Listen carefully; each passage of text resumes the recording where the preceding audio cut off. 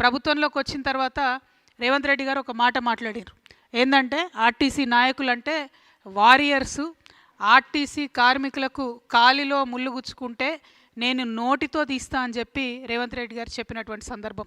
కానీ 2.5 సంవత్సరాలు అయింది.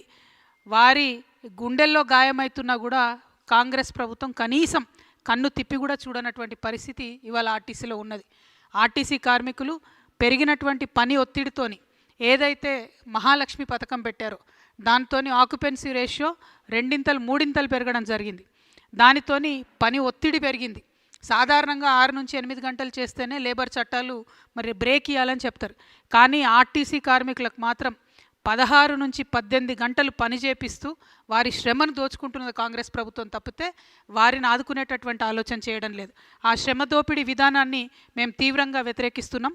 ఆర్టీసీకి లేబర్ చట్టాలు ఖచ్చితంగా వర్తిస్తాయి, వర్తింపజేయాల్సిందే. మరి ఆర్టీసీలో లేబర్ చట్టాలు లేకుండా, కనీస గౌరవం లేకుండా, కార్మికులకు మర్యాద లేకుండా జరుగుతున్నటువంటి సందర్భాన్ని మేము తీవ్రంగా వ్యతిరేకిస్తూ ఉన్నాం.